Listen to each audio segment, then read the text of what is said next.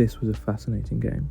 Not just because Frankfurt actually gave Barcelona a scare, but because they took advantage of Barca's freewheeling false nine by using quite a novel approach with their defensive units. Obviously this is Barca, and they simply don't lose. So in this video, we address how they adapted to the problems thrown at them by Frankfurt. And with that, let's get into it. Starting in the 8th minute with Barcelona set up in a 2-4 or a 3-2. 2-4 because you had your 2 centre-back and 2 centre defensive midfielders and your 2 full-back. However, you could call it a 3-2 because Lucy Bronze typically stayed deeper, with Walsh and Guijarro sitting just ahead of them, and Anya Battier essentially pushing towards more of a left-wing position, whilst Selma Barriuelo would then narrow. During all of this, Caldente, the false nine, would drop between the lines, just as we see here with the Ballon d'Or. Basically, Bonmati and Caldente could help with deep build-up, whilst Graham Hansen and Barriuelo kept Eintracht's defence deeper. So we get to see some of that with Bonmati making her late run from midfield, Caldente vacating that central space and coming across to the right-hand side to help, this being against Eintracht Frankfurt's 4-3-1-2, where they prioritised defending this central space and gave Barcelona the freedom of those wide spaces as they sought to try and come across and squeeze Barca in those spaces. Unfortunately, this put a lot of pressure on their defensive units, that being the midfield and defenders, and you can see that in the distances between the players in these units, but especially between the left hand side and right hand side of the back four. They almost seem to be playing as 2 separate pods at times, which was especially helpful for Bonmati with her late runs, testing the ability to prioritise of the defenders. Okay, so on top of having your centre forward and Bonmati constantly floating to try and support in those wide areas, Guijarro and Walsh also often moved across towards the near side to cover for the fact that the near-sided fullback will try and push up in support. Guijarro especially was freed from playing deep next to Kira Walsh and was allowed to roam between the lines, although this flexibility is reduced in the second half. Unfortunately, Caldente's flexibility causes Barcelona a little bit of mischief here, with her getting caught in possession. This actually occurred a few times, and this scenario demonstrates why Eintracht set up in this way, because on regain, it allowed them with their numbers central to potentially get counterattacks through the centre of the park. Unfortunately, counterattacks become a stress test on both the defending team's ability to defend the centre of the pitch, as well as their ability to have more attacking position players reset. But this is also a test of the attacking team's small scale, high speed decision making and technical expertise. Unfortunately for Eintracht Frankfurt, each counter lacked the confidence near the box to create more than a half chance at best. Moving on, we get to see Eintracht set up into this 4-3-1-2 contain or cover. It's not really a press because they're not actually trying to regain the ball high up the pitch here. Instead, they, just as in the earlier example, are blocking the centre of the pitch, making it difficult to pass into the likes of Guijarro and Kira Walsh, forcing Barcelona to play down the wings through their fullback. And so the likes of Bronze has easy possession in the wide spaces until Eintracht Frankfurt narrow to that side, at which point the far side will be free for Barcelona to be able to just switch it to typically the fullback far side. Okay, so as we mentioned in that previous example, we've got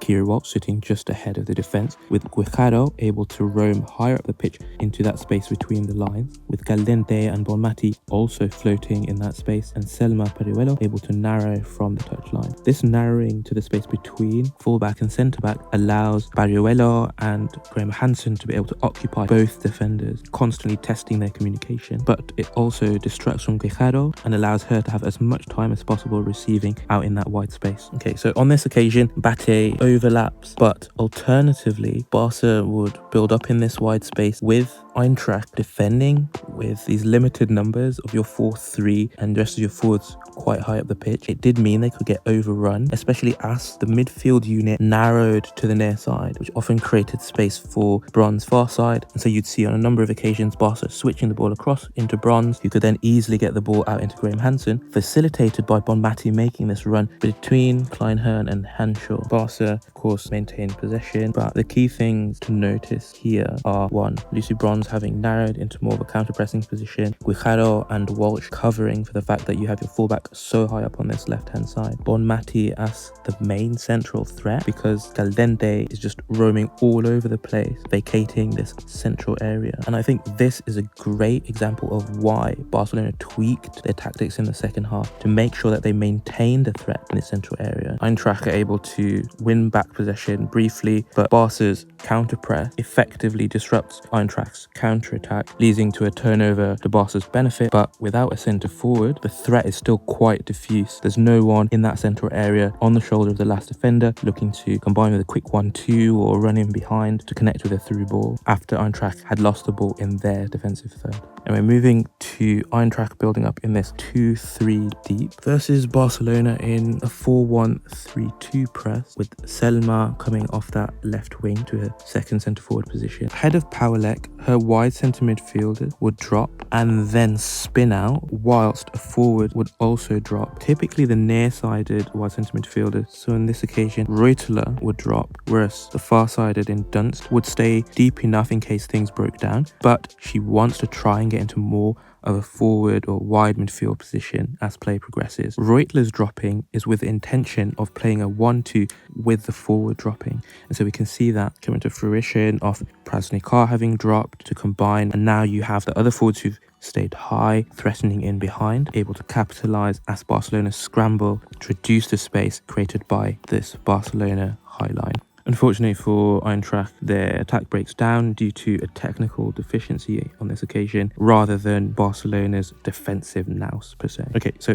moving to the 24th minute, we've got Lucy Bronze's throw in to Aitana, who's almost under no pressure here. Of course, given that 4-3-1-2 with Eintracht trying to keep players high up the pitch to counter-attack and just have Freigang dropping, Eintracht were basically conceding this space out wide, even in their defensive third. Anyway, the main reason I wanted to have a look at this 24th minute was because we get to see the right-hand side combination and then the left-hand side. And so, just as I showed in that previous example, the defenders for Eintracht are really put under pressure, with the left-hand side and right-hand side units becoming extremely disparate and significant gaps opening up in the midfield, as well as these wide centre midfielders in Reuteler and Dunst are expected to help with pressing as well. So where Eintracht are able to close off the spaces near side, the far-sided wide centre midfielder is expected to push out and try and press higher up the pitch. Getting back to Barca, we get to see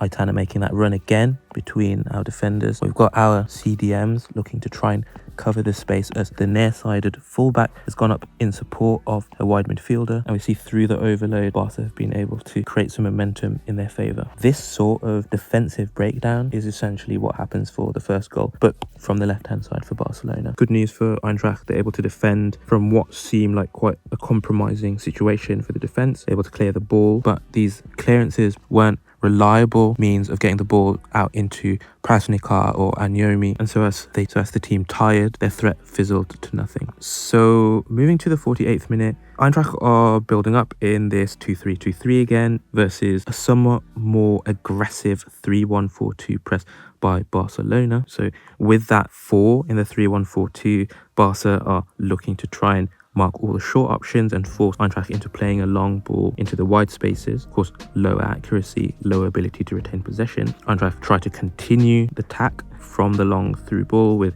these underlapping runs, given Barca were defending in that 3-1-4-2 shape, meaning that there would be space in those wider areas. But again, given Barca's pressure, given the need for speed and high technical ability to pull this off, Eintracht still have no luck. Fortunately, we have all the luck because we get to see how Barcelona have changed. So first of all, Pariuelo has now moved from her left wing position into a centre forward position, and so there's always a constant threat centrally. So Eintracht can't do that whole splitting of their defensive line anymore. Caldente moved to more of a left-hand side number 8 rather than a false 9, and Barca are playing in this 3-2 shape with Guerrero as more of a fixed partner with Kira, locking down this Eintracht Frankfurt press centrally, and meaning that the rest of the Eintracht centre midfield have to do a lot of defensive work because they'll have a lot less support from their forwards. So in this 3-2, Bronze was tasked with playing these driven through balls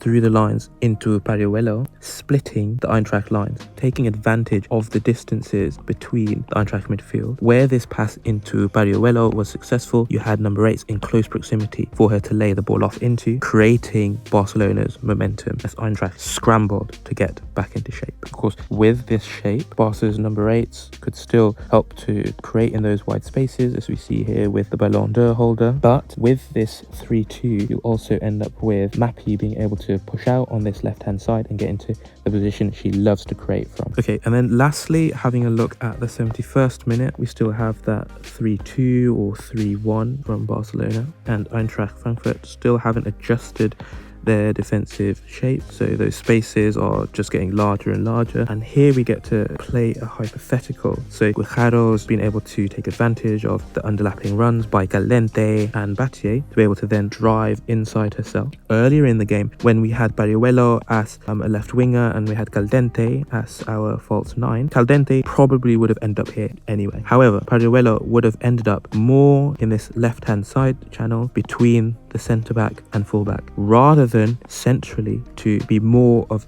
an attacking threat for Guijarro to play a 1-2 into, but also distract from this late run by Bonmati. Fortunately for Eintracht Frankfurt, they're able to scramble the ball away. And with that, thanks for watching. If you've enjoyed the video, consider sharing on social media, subscribing, giving the video a like. If you have any suggestions for a fixture I should have a look at next, please leave it in the comments down below. And with that, we're out.